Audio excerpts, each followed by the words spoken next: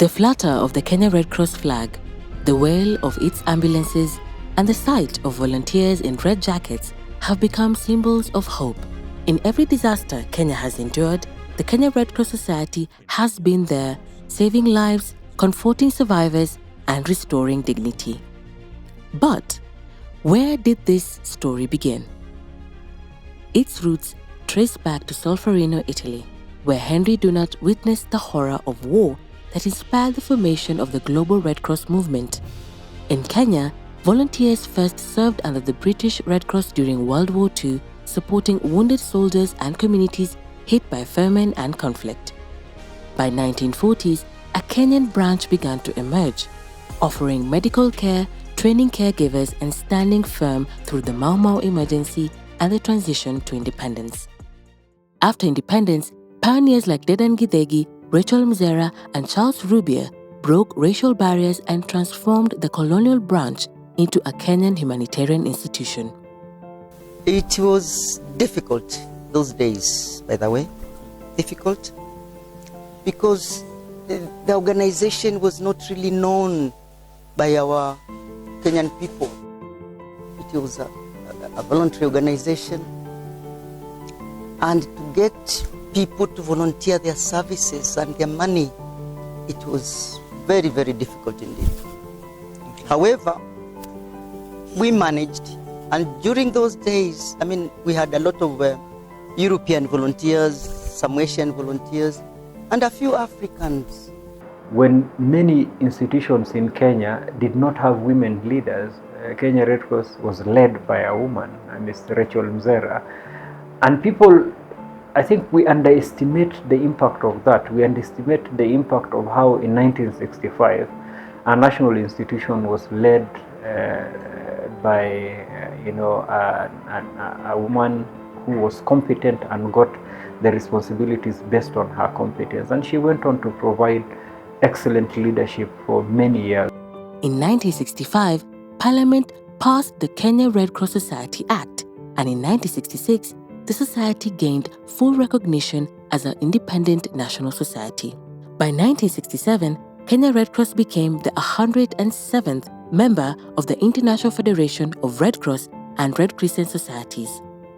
The young society was born into crisis: famine, the shifter conflict, and widespread displacement. By 1969, Kenya Red Cross Society was already caring for children at Dagoretti and pioneering community empowerment in Kiratimo Model Village. The 1970s brought drought across northern Kenya, the society's first major national emergency. Kenya Red Cross Society made its first international appeal and aligned its structure with global humanitarian principles. Under Professor Wangari Maathai as the director in 1973 to 1980, the society embraced environmental conservation as part of its humanitarian mission. We have just come out of a prolonged drought, almost 3 years of no rain, crop failure. We saw literally carcasses of wildlife, domestic animals, littering the landscapes. We saw rivers drying up. If we don't do anything, these things can only accelerate.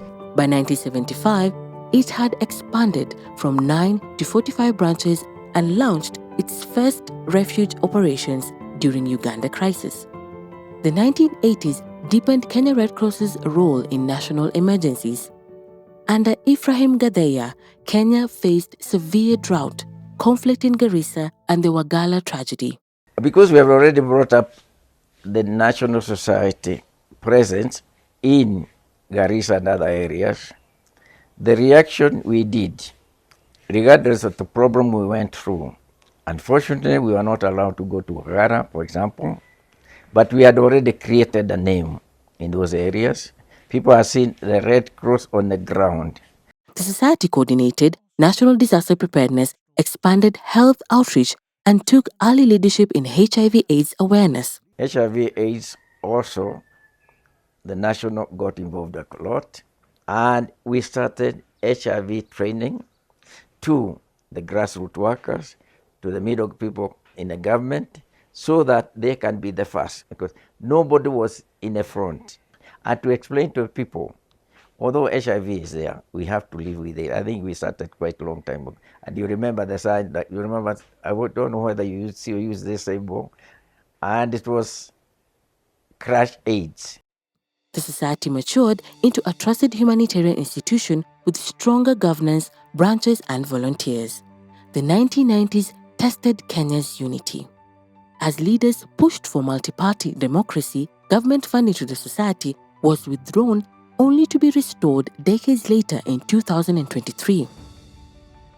The late 70s and the 80s, Kenya Red Cross was easily seen by the government as part and parcel of the opposition politics of the country, which reminds us and reminds future generations on why one of the principles of this organization is to steer away from political controversy. And that is so that in the interest of those who we serve, we have access to everyone, irrespective of political opinion, race, religion. Meanwhile, the Somali civil war triggered massive refugee inflows to Kenya. Kenya Red Cross responded across coast and northeastern regions, even as drought, tribal clashes, and the 1998 US Embassy bombing struck the nation. Volunteers rescued survivors, organized blood drives, and comforted families. In 1999, Kenya Red Cross adopted a strategic plan that ushered in decentralization and modernization. We implemented food security programs that looked at the longer-term needs of the community and how to address the incidences of food insecurity, so thereby introducing systems that would utilize the natural resources such as proper water management to integrate additional agricultural activities, even within the livelihoods that were mostly pastoralists. The early 2000s brought transformation. In 2001, amid financial crisis and weakened capacity, Dr. Abbas Gulet was appointed Secretary General, ushering in institutional reform, technology adoption, and professionalization. He went on to serve as the longest Secretary General as of today. Kenya Red Cross responded to national tragedies like Kianguli school fire, the Turbi massacre, and the 2007-2008 post-election violence, where it became the government's designated lead agency for emergency response. The motivation was to lead by example. So I said, well, I'm the CEO, I'm the Secretary General, we go out. I drive the fast car, you guys follow me up. And nothing would happen to you. And we will stand up and talk to those powers be, whether it's the police or the vigilante group that may then question us, and we have to go out and be seen. By 2009, tragedy continued with the Nakumat fire, the Sachangwan explosion, and the worst drought in 60 years. From this crisis emerged Kenyans for Kenya, a historic national solidarity campaign. You, the ordinary Mwananchi, has contributed 6 to 1 million shillings over a few days. Kenya Red Cross Society expanded further with Emergency Medical Services E+ and the Emergency Operations Center. In 2013, during the Westgate attack, the society was central in rescue, tracing, and psychosocial support. The 2015 Garissa University attack again tasted the nation, and the society stood firm. Kenya Red Cross Society navigated the COVID-19 pandemic, drought, and increased climate disasters while also responding to the Dusit D2 terror attack. In 2020, Dr. Asha Mohammed became Secretary General as COVID-19 swept through Kenya. This is one situation that impacted everyone. And it found us in a situation where we not only had to think about, the communities and the people we were serving, but to think about the staff and volunteers of the Red Cross who would have to go out there and get exposed. The Kenya Red Cross led nationwide awareness, vaccination support, and managed the worst locust invasion in 70 years. Through drought years, it delivered food, cash assistance, and water across arid regions. In 2022, President William Ruto was installed as patron by Governor Geoffrey Korir. In 2023, Dr. Ahmed Idris assumed office as Secretary General, steering the society into a new era of digital transformation and youth engagement. Our youth program and our Young Red Crossers program, how to attract very young people at the young ages to become members of the Red Cross clubs, grow them through the various levels, and to have them continue volunteering and providing services to their communities. That is the future of the organization.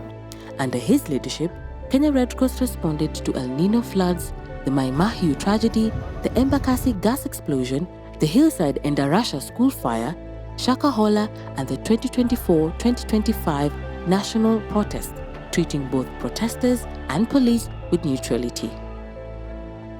Today, under the 2021-2025 strategic plan, the society drives innovation, early warning systems, community resilience, and emergency training through the Red Cross Training Institute. The future of response is in use of technology to make our work easier. Drones and similar technology. There are spaces where we can deliver assistance directly to a person who is in need and using drone technology. And the ones that right now we are prototyping and testing are solutions around how do we deliver supplies that are needed urgently and quickly, whether it is blood, whether it is antivenom, especially in the hard to reach areas, so that we are able to reach people faster. For 60 years, through famine and flood, conflict and peace, pandemics and progress, the Kenya Red Cross Society has been Kenya's heartbeat, with ordinary people doing extraordinary things. 60 years of being always there, 60 years of being the first in, the last out.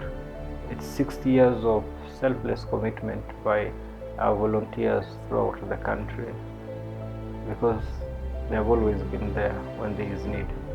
Where there is suffering, there will always be a hand of hope. The Kenya Red Cross Society, always there.